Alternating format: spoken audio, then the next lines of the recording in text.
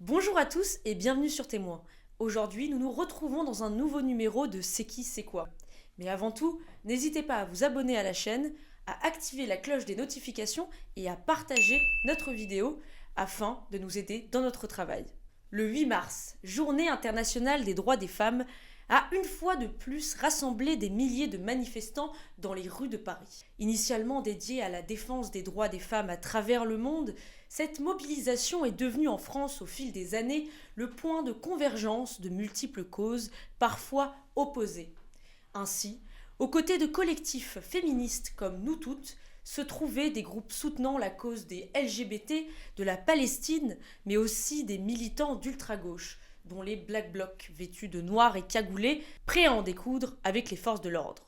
Face à eux, un groupe féministe se démarquait, le collectif de droite Némésis, rejoint par l'eurodéputée Sarah Knafo. Cette cohabitation sous tension a donné lieu à des échanges parfois houleux, révélant les profondes divisions au sein même du groupe féministe. De leurs Français en prison, de leurs étrangers dans l'avion. Génération, nous sommes tous des enfants d'immigrés. Gauchistes complices, gauchistes complices, gauchistes complices. Quartier pour les fachos, pas de fachos dans le quartier, pas de quartier pour les fachos. Gauchistes complices, gauchistes, gauchistes à genoux, les milices debout.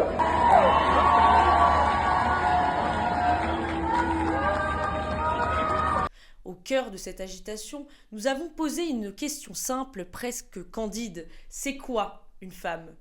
Et comme vous allez le voir, les réponses ne sont pas simples et divergentes. J'ai une question très simple, c'est quoi être une femme ?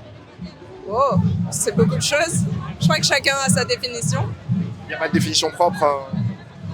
Je pense qu'il y a des choses qu'on retrouve, des choses communes qui reviennent. Mais non, il n'y a pas de définition propre. Je peux être une femme ? J'en sais trop rien. Je sais pas. C'est très philosophique, je crois, comme question. Ok. Bon. Certainement, oui. Et justement, c'est la question du genre, c'est quoi être une femme ?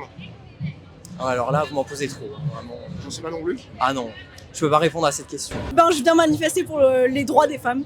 Okay. C'est quoi Men Are Trash ? C'est une revendication pour dire que les hommes sont des déchets dans leur comportement et dans les faits de société. Et c'est quoi un homme alors ? C'est l'inverse d'une femme. C'est quoi une femme ? C'est quelqu'un qui se revendique femme. Et vous pouvez pas me définir ce que c'est être une femme ? Non, c'est quelqu'un qui se sent femme est une femme. J'ai pas à définir ce qu'est une femme. Okay. Et un homme non plus, vous pouvez pas définir ? C'est quelqu'un qui se définit homme, qui se sent homme, est un homme. Mais parce que je vois Men Are Trash. Donc les hommes sont des déchets, mais on n'arrive pas à définir ce qu'est être un homme. C'est une personne qui se revendique homme, vous vous revendiquez homme. And our question today is, what is a woman ? Someone who identifies as a woman. It's how am I supposed to say what someone else is or isn't? So I have no right, and I don't think you have a right to say either. C'est quoi une femme ? C'est quoi une femme ? C'est une personne qui se ressent comme femme et qui est sociabilisée comme femme et qui est vue comme les autres comme femme. C'est quoi une femme ? C'est le fait de se sentir femme. Voilà, c'est tout. Que ce soit biologique ou juridique, pour moi, si tu te sens femme, t'es une femme. Si tu te sens homme, t'es homme. Voilà, si tu te sens autre chose, t'es autre chose. Et c'est quoi être une femme ? Être une femme ?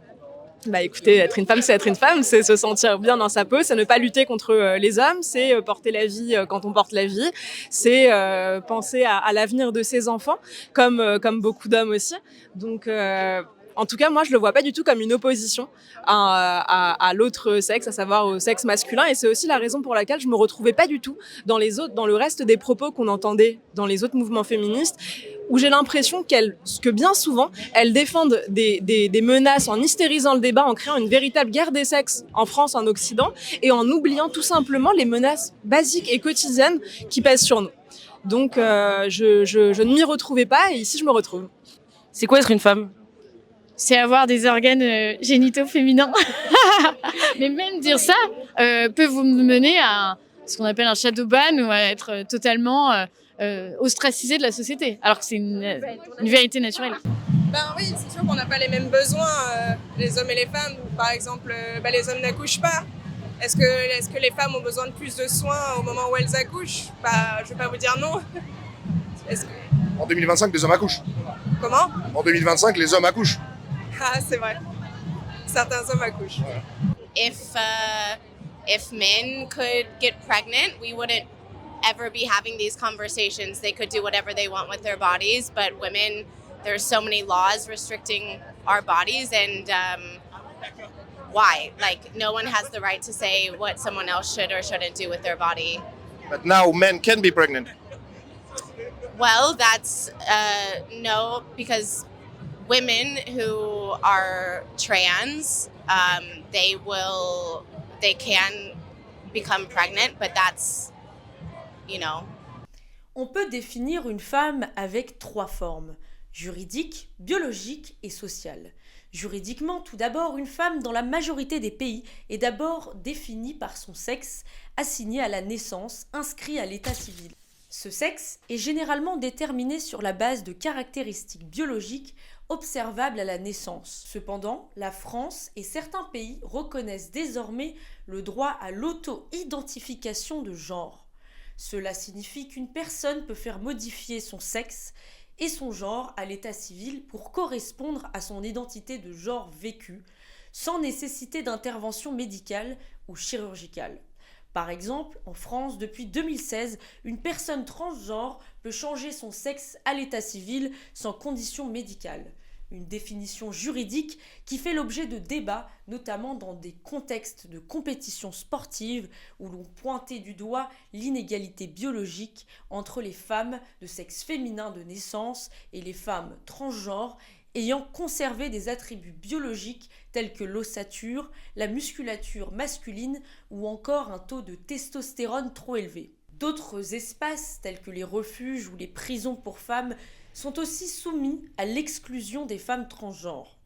Donc, juridiquement, une femme est une personne reconnue comme telle par l'état civil, que ce soit sur la base de son sexe assigné à la naissance ou de son identité de genre.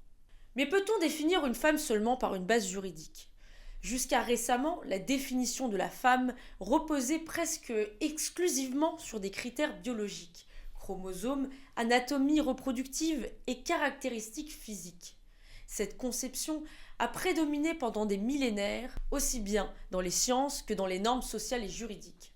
C'est à partir du milieu du XXe siècle et l'essor des études de genre et l'intégration des questions de genre dans les mouvements féministes que cette définition a été remise en question. Cette vision biologique de la femme est appelée vision essentialiste. C'est une approche philosophique et biologique qui considère que les caractéristiques d'un individu, y compris le fait d'être une femme, sont déterminées par des critères innés. Être une femme repose sur des données biologiques telles que les chromosomes. Les femmes sont définies par la présence des chromosomes XX. L'anatomie reproductive, les ovaires, l'utérus et la capacité à enfanter. Les caractéristiques physiques, la poitrine, les menstruations, l'ossature et d'autres éléments biologiques différenciés des hommes aux chromosomes X et Y. Cette vision essentialiste a historiquement influencé les rôles de genre et la place des femmes dans la société, puisque les différences biologiques étaient perçues comme naturelles et immuables.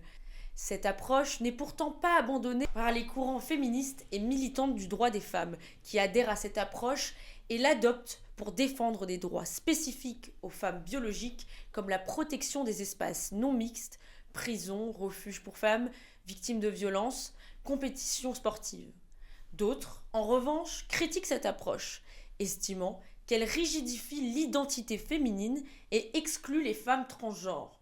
Et c'est ce que nous allons voir avec la définition sociale d'une femme, ou autrement dit, une vision constructiviste du genre. Certaines féministes estiment que la vision biologique réduit la femme à sa biologie et ignore les dimensions psychologiques, culturelles et sociales de l'identité de genre.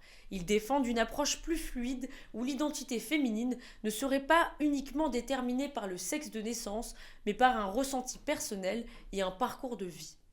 L'idée que le genre soit une construction sociale trouve ses racines dans plusieurs courants de pensée. Le féminisme existentialiste. Simone de Beauvoir, dans son ouvrage Le deuxième sexe, a posé l'une des bases du constructivisme en affirmant « on ne naît pas femme, on le devient ».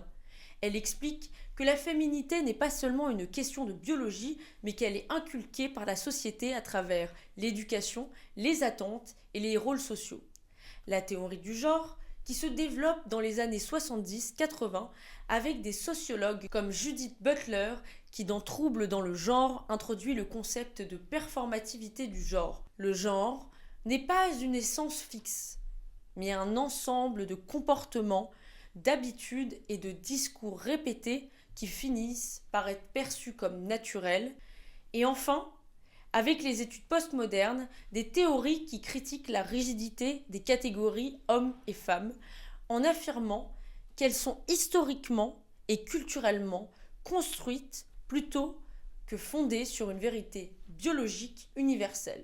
Mais alors, c'est quoi une femme ? Eh bien, c'est tout cela à la fois. Au risque de vous surprendre, Simone de Beauvoir a raison. On ne naît pas femme, mais on le devient. Et oui, car si, comme elle le dit, les rôles sociaux et les attentes culturelles changent pour définir une femme, il y a pourtant un critère immuable qu'elle ne prend pas en compte, et ce, peu importe les normes sociales ou culturelles.